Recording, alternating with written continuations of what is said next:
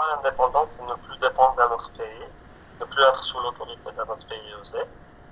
C'est avoir les institutions de notre nation, de notre propre nation, ne plus être à la merci d'une force d'occupation, être libre dans notre pays, bouger où on veut, se déplacer comme on veut. C'est une forme de... C'est la liberté, je dirais. En fait, l'Algérie, 50 ans pour une nation, c'est très jeune.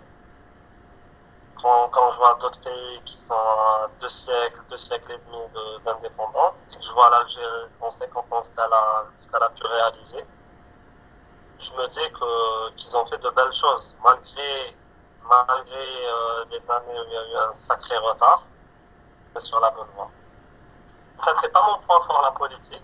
Moi, je juge plutôt le concret par rapport à ce qui a été réalisé, ce qui est en train de se faire, et par rapport à la situation sécuritaire de l'Algérie qui s'est nettement améliorée. On ne craint plus de sortir la nuit, on ne craint plus de se déplacer dans certains endroits. Il y a des infrastructures, il y a des centres commerciaux qui sont en train de se faire, il y a des quartiers qui étaient dans l'insalubrité qui sont devenus vraiment des endroits où on peut traîner la nuit.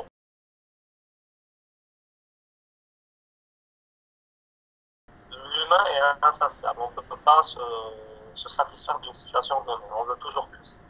Le changement, je pense qu'il est en marche. Donc, il ne faut pas trop le bousculer parce qu'à certains moments, euh, les gens voulaient un changement radical et on connaît le résultat.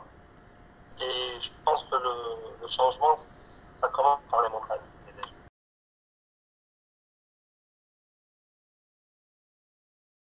Des copains qui sont en France, j'ai des copains qui sont en Espagne, qui font leurs études, qui travaillent.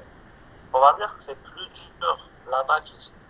En fait, là-bas, il y a beaucoup de paramètres qui... C'est devenu difficile d'avoir un boulot en France, par exemple.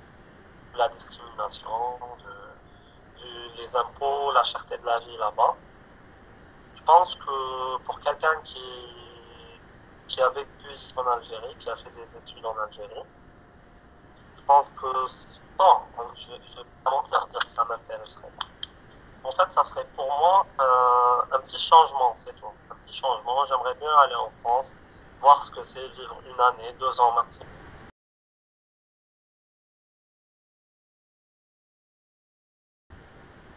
En fait, le système éducatif en Algérie nous a appris que la France, c'est l'ennemi. Voilà, c'est notre ennemi et nous a vraiment appris tout ce qu'ils ont fait contre nos ancêtres, nos grands-pères, nos arrière-grands-pères. Et c'est la vérité. C'était l'histoire crue, sans trop de filtres. Des fois, ça choquait les petits gamins. Je me souviens, il y avait des cours un peu trop sanglants. Il y avait des histoires un peu sanglantes. Mais on va dire que c'est la vérité. La France a été vraiment, a fait des crimes de guerre en Algérie et les enfants en Algérie doivent connaître ça avant tout. C'est vrai que maintenant, ça date de 50 ans, ça date de... Il ne faut pas oublier qu'ils sont restés en Algérie presque un siècle et demi. Et ils en ont fait des massacres, ils en ont fait des... J'ai même des, des, des oncles qui sont morts lors de la guerre d'Algérie.